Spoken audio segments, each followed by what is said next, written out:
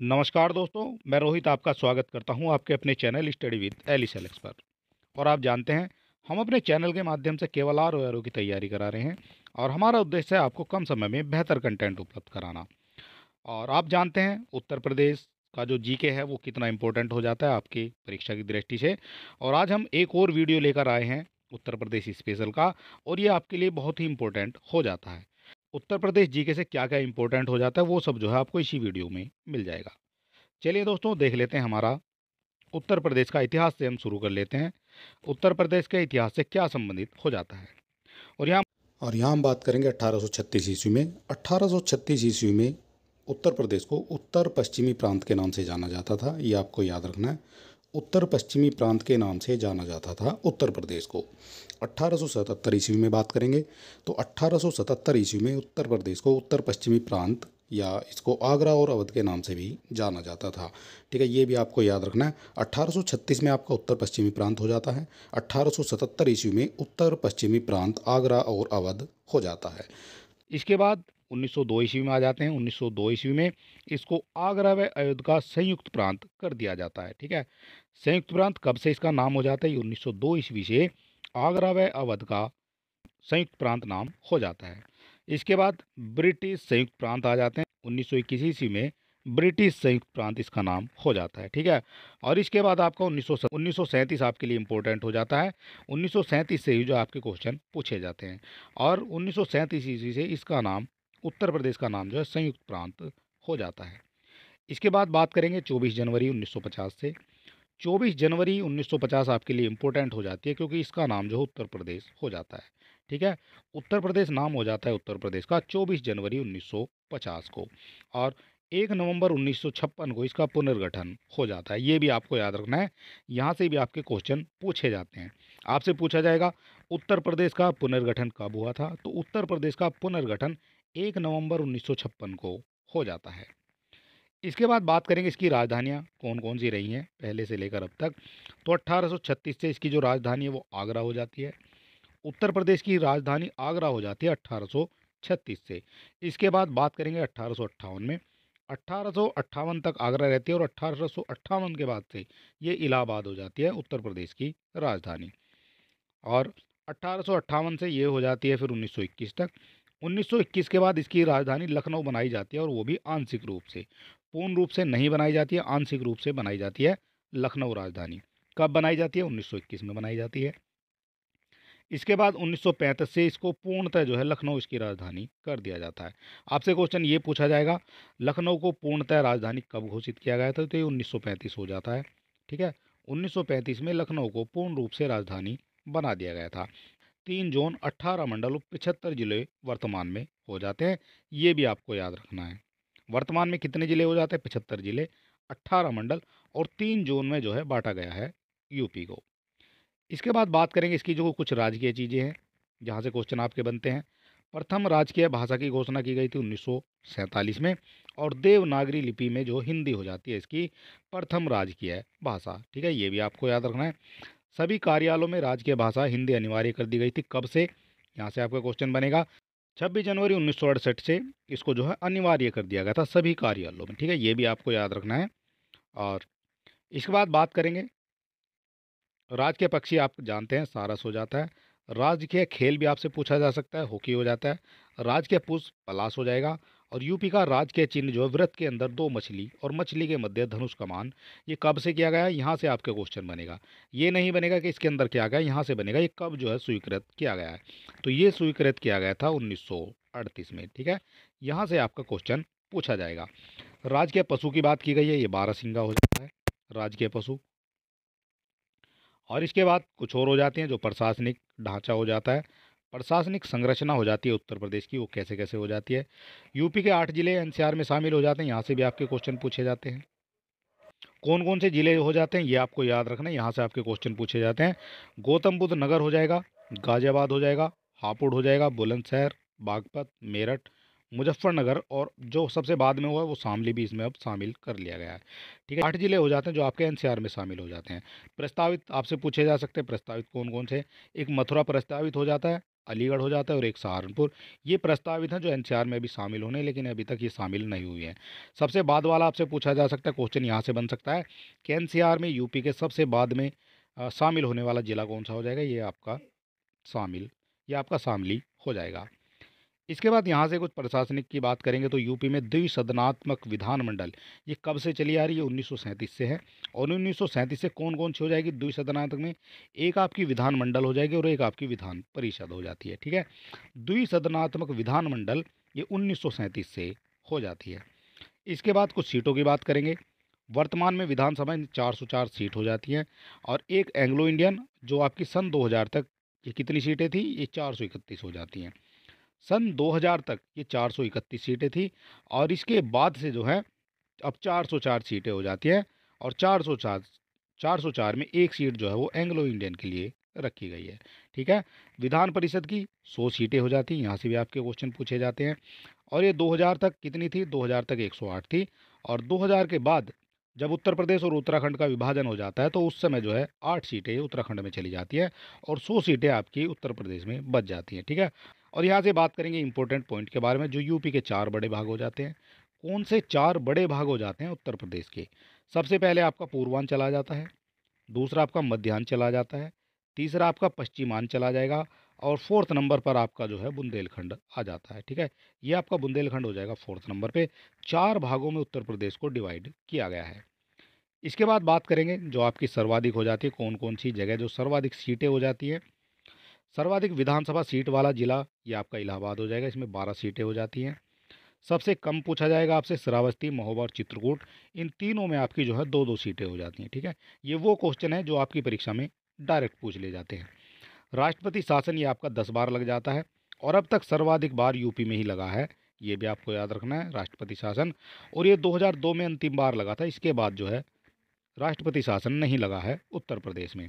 इसके बाद बात करेंगे 2011 की जनगणना के अनुसार।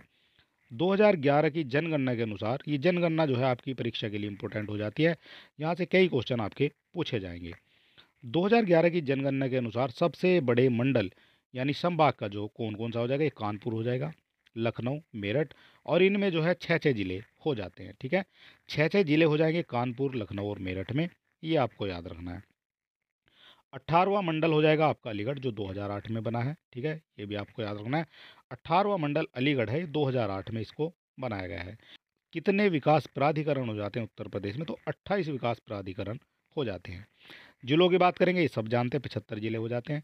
तहसील का जो है ये आपका कभी तो आपसे 350 दिया जाता है और ये जो है आंकड़े जो हैं हल्के फुल्के चेंज होते रहते हैं। कहीं भी आपको 349 देखने को मिल सकता है और कहीं आपको जो है 351 भी देखने को मिल सकता है। ठीक है, ये भी आपको याद रखना है। विश्वविद्यालय ये आपके 55 हो जाएंगे। लोकसभा सीट आपसे पूछी जाएंगी, 80 हो जाती है। राज्यसभा की 31 सीट हो जाती हैं। ठीक है, ये आपको याद रखना है। ये जो हैं यहाँ से जो है आपके क्वेश्चन नहीं पूछे जाते हैं, तो ये आपके लिए इम्पोर्टेंट नहीं है। ये आपके लिए इम्पोर्टेंट हो सकता है सभी पंचायतों में महिला आरक्षण कितना हो जाएगा, तो ये आपका 33% हो जाएगा। ठीक है, यहाँ से आपका क्वेश्चन पूछ लिया जाएगा। इसके बाद बात करेंगे कुछ यूपी की जो भौतिक रचना है वो क्या क्या हो जाती है, वो भी हम समझ लेते हैं। यूपी की भौतिक संरचना, ठीक है, अक्षांशीय और देशांतरीय विस्तार क्या क्या हो जाता है, ये भी हम देख लेते हैं।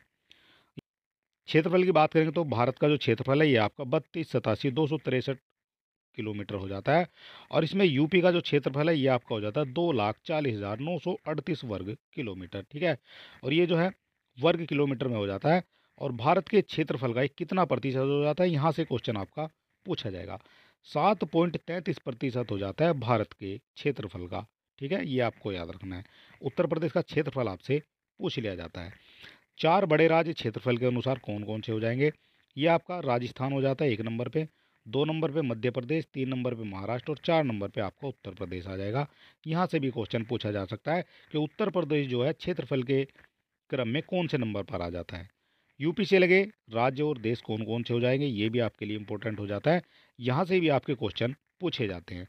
यूपी से जो सीमा साझा करते हैं यूपी के, वो एकमात्र जो इंटरनेशनल बाउंड्री है वो आपकी हो जाती है नेपाल। ठीक है, इंटरनेशनल केवल एक है और इसके बाद जो है यूपी में 8 राज्य हो जाते हैं और एक आपका केंद्र शासित प्रदेश हो जाता है। ठीक है, और ये हो जाते हैं हमारे 8 राज्य कौन कौन से हो जाएंगे, 2 आपके पूर्व के हो जाते हैं, 2 आपके हो जाते हैं दक्षिण के, 2 आपके राज्य हो जाते हैं पश्चिम के और 2 आपके उत्तर के राज्य हो जाते हैं।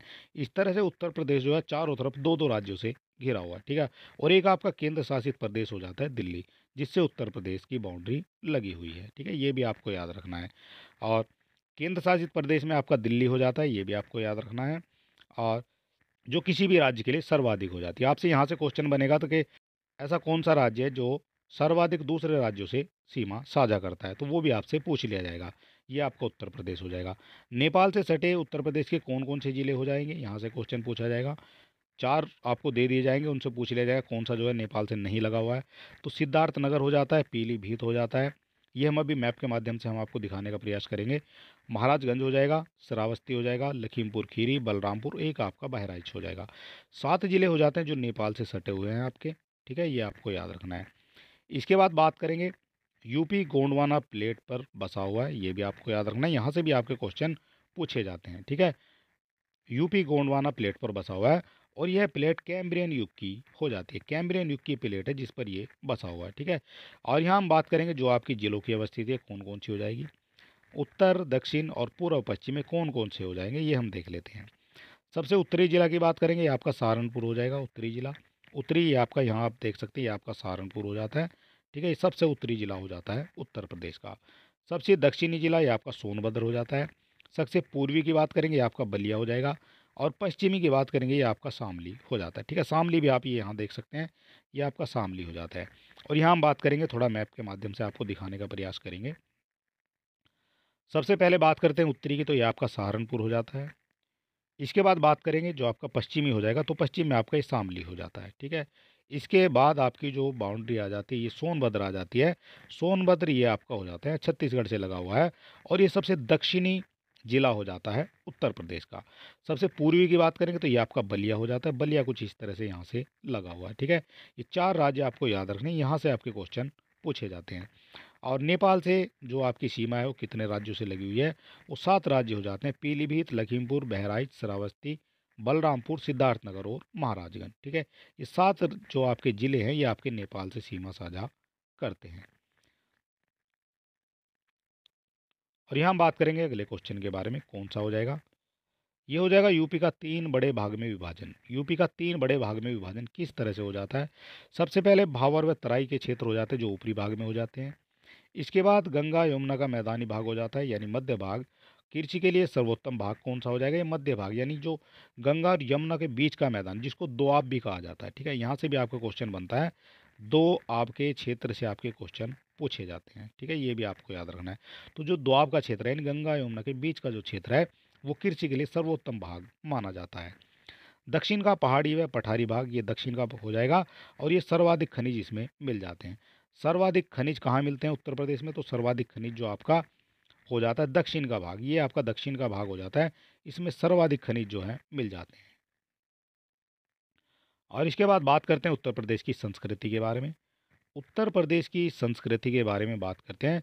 इसमें उत्सव, मेले व पर्व हो जाएंगे, लोक नृत्य हो जाएंगे, प्रमुख ऐतिहासिक पर्यटन स्थल भी हो जाएंगे और धार्मिक स्थल भी हो जाते हैं। ये हो जाती है उत्तर प्रदेश की संस्कृति और इनको जो है एक एक करके हम सभी को देखेंगे। सबसे पहले बात करेंगे उत्तर प्रदेश संस्कृति के महत्वपूर्ण तथ्य क्या हो जाते हैं। महत्वपूर्ण तथ्य क्या हो जाते हैं ये हम देख लेते हैं। यूपी में सांस्कृतिक विभाग की स्थापना कब हो जाती है, 1957 में हो जाती है। उत्तर प्रदेश में सांस्कृतिक विभाग की स्थापना। भातखंडे आपसे पूछ लिया जाता है एग्जाम में, भातखंडे हिंदुस्तानी संगीत संस्थान, ये आपका 1960 में इसकी स्थापना हो जाती है और 1966 में संस्कृत विभाग के ये अधीन भी हो जाता है, ठीक है? क्वेश्चन आपके डीपी पूछे जाते हैं, इस तरह के क्वेश्चन जो है आपसे पूछ लिए जाते हैं। इसके बाद बात करेंगे उत्तर प्रदेश संगीत नाट्य अकादमी, ये कहाँ हो जाएगा, ये भी आपसे पूछा जाएगा, लखनऊ में हो जाएगा। और ये इसकी जो स्थापना ये आपकी 1963 में हो जाती है, ठीक है? स्थान भी आपसे पूछा जाएगा लखनऊ और स्थापना आपसे पूछी जाएगी 1963 में। राज्य ललित कला अकादमी ये आपकी लखनऊ में हो जाती है, स्थान आपसे पूछा जाएगा लखनऊ और इसकी स्थापना पूछी जाएगी तो 1962 में इसकी स्थापना हो जाती है। भारतेंदु नाट्य अकादमी लखनऊ ये आपकी 1975 में हो जाती है और लखनऊ में हो जाती है। इसके बाद राष्ट्रीय कथक अकादमी ये भी आपकी लखनऊ में हो जाती है और 1998 से और 1988 और 89 में इसकी स्थापना हो जाती है। यूपी जैन विद्या शोध संस्थान ये भी आपका लखनऊ में हो जाता है और इसकी जो स्थापना 1990 में हो जाती है। और ये जितने भी दिए गए हैं इनसे आपका एक क्वेश्चन तो हर बार बनता ही है आपके एग्ज़ाम में। और अगर आप चैनल पे नए हैं तो आप हमारे चैनल को सब्सक्राइब अवश्य कर लें और वीडियो को अपने दोस्तों में भी शेयर कर दें। और इसके बाद आप हमें मोटिवेट करने के लिए एक लाइक भी कर सकते हैं।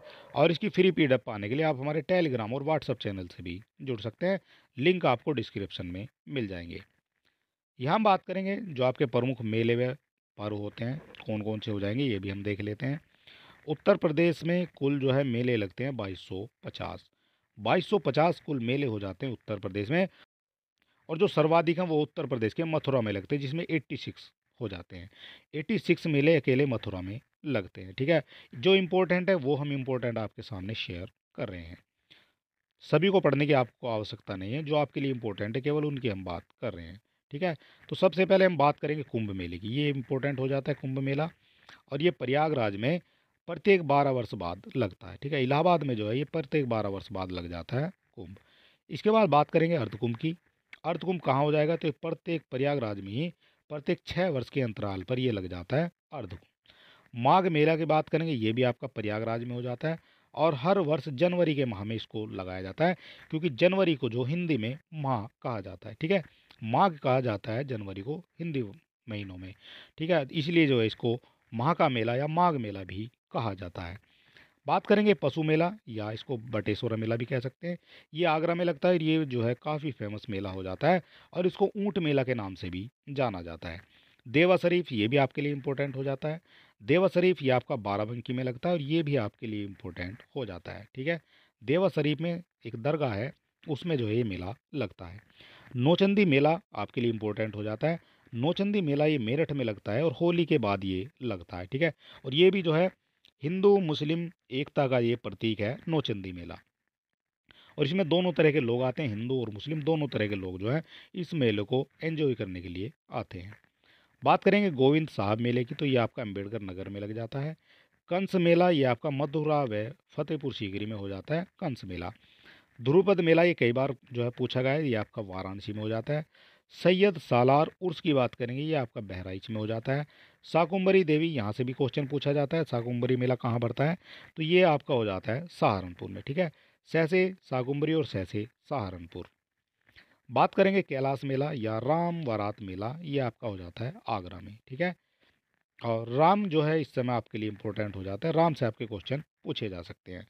गढ़ मुक्तेश्वर मेला ये आपका हापुड़ में हो जाता है, और हर कार्तिक पूर्णिमा को ये लगता है गढ़ मुक्तेश्वर में। ठीक है, गढ़ मुक्तेश्वर में गंगा के घाट पर ये मेला लगता है।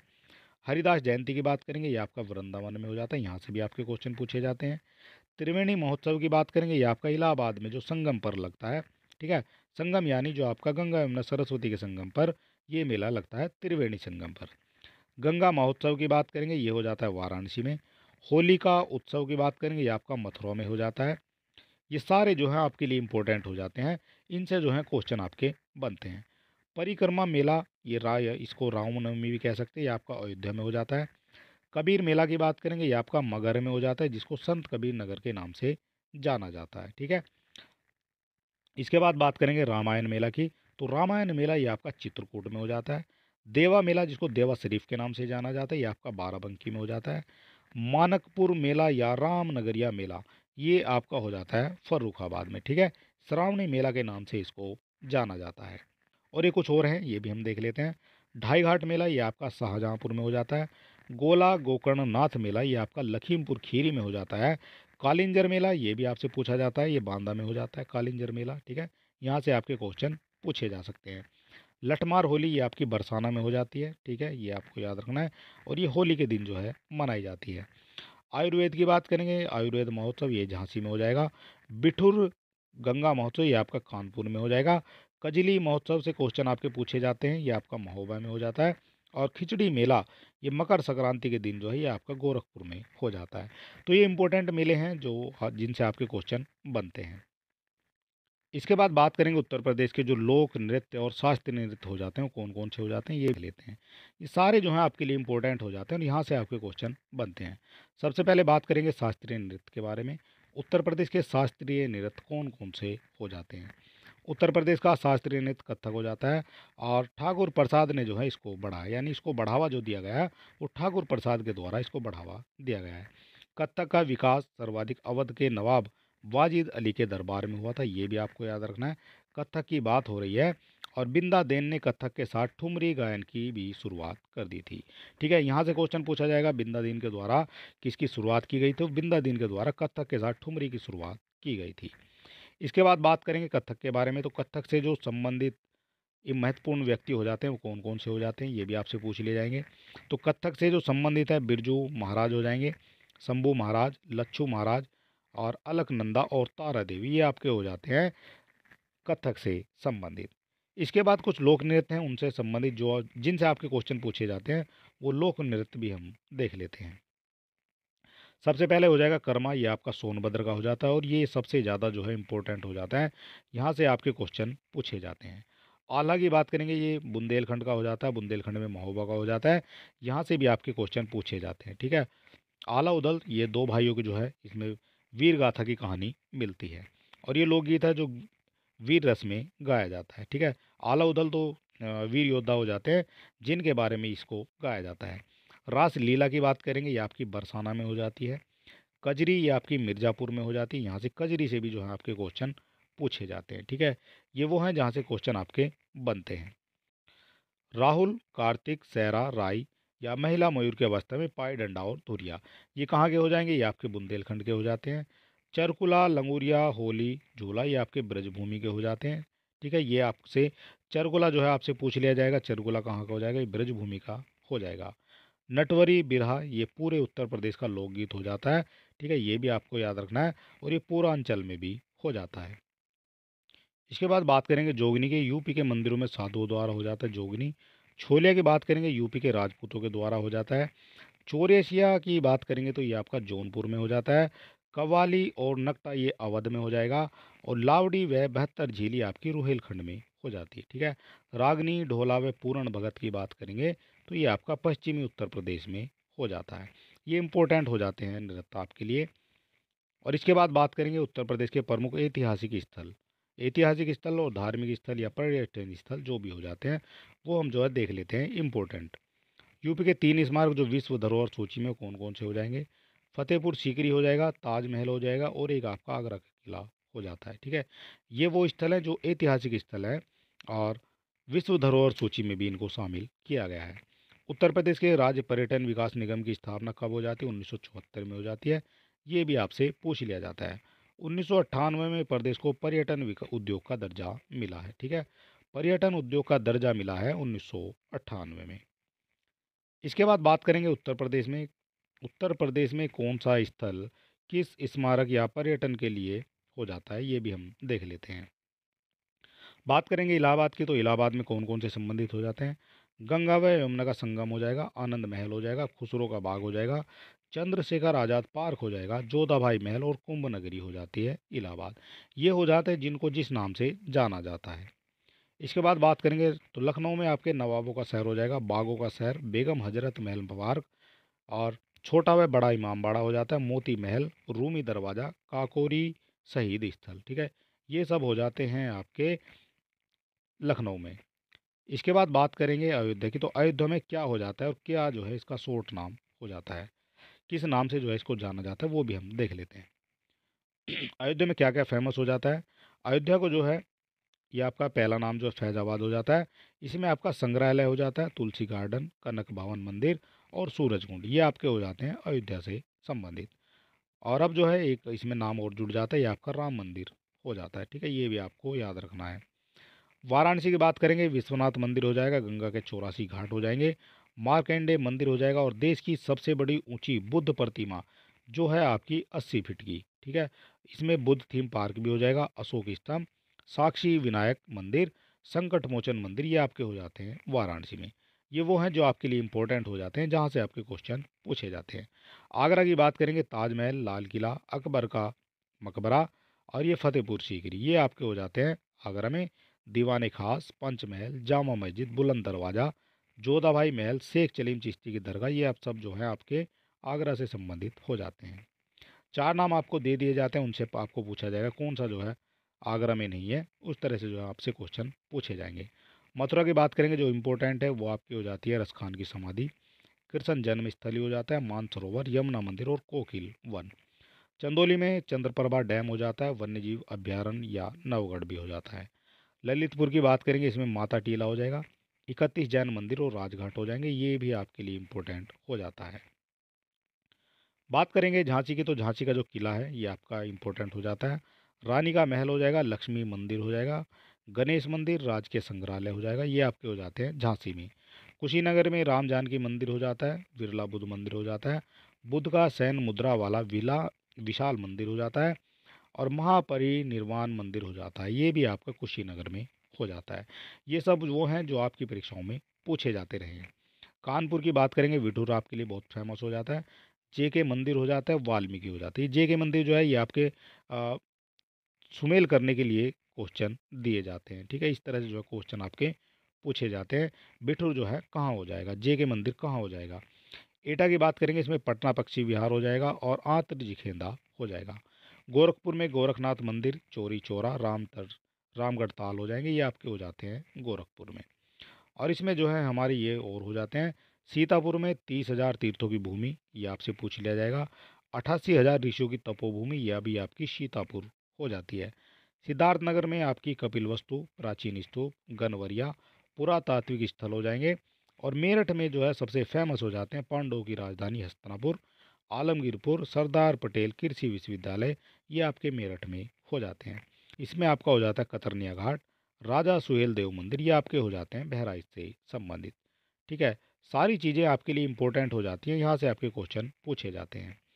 लखीमपुर खीरी की बात करेंगे, इसमें आपका दुधवा नेशनल पार्क हो जाता है, इंदिरा मनोरंजन पार्क हो जाता है। गाजीपुर में लॉर्ड कॉर्नवालिस का मकबरा हो जाएगा, जलालाबाद का किला और जन्म दगनी ऋषि का आश्रम हो जाएगा। फरुखाबाद की बात करेंगे, इसमें आपके मुगल घाट हो जाएंगे जो औरंगजेब द्वारा हो जाता है। कन्नौज में लाख बेहोशी पक्षी विहार हो जाएगा। और इसके बाद जो है जयचंद का किला हो जाएगा, पंचवटी मंदिर, पद्मावती सती का मंदिर, भद्र विहार, ज्ञान केंद्र और हर्षवर्धन द्वारा ये निर्मित हो जाता है, इसलिए इम्पोर्टेंट हो जाता है। और यहाँ देख लेते हैं हरदोई में आपका सांडी पक्षी विहार हो जाएगा, विक्टोरिया हॉल हो जाएगा हरदोई में। शाहजहाँपुर को देखेंगे तो राम प्रसाद बिस्मिल स्मारक, रोशन सिंह स्मारक, अशफाकुल्ला खान की मजार, इसके बाद सोनभद्र हो जाएगा, रिहंद बांध, गोविंद वल्लभ पंत सागर और रेणुकेश्वर महादेव, ठीक है। और ये जो है आपसे सुमेलित करने के लिए क्वेश्चन आपके पूछे जाएंगे। 4 आपको नाम दे दिए जाएंगे शहरों के और 4 आपको नाम दे दिए जाएंगे पक्षी विहार के, या फिर इन स्थानों के नाम दे दिए जाएंगे 4, ठीक है। और आपसे पूछा जाएगा कौन सा इनमें से सुमेलित है और कौन सा जो है सुमेलित नहीं है। और अगर अभी तक आपने हमारे चैनल को सब्सक्राइब नहीं किया तो आप सब्सक्राइब कर सकते हैं, वीडियो को अपने दोस्तों में भी शेयर कर सकते हैं। और इसकी फ्री पीडीएफ पाने के लिए आप हमारे टेलीग्राम और व्हाट्सएप चैनल से जुड़ सकते हैं, और लिंक आपको डिस्क्रिप्शन में मिल जाएगा। चलिए दोस्तों, मिलते हैं नेक्स्ट वीडियो में, और तब तक के लिए नमस्कार।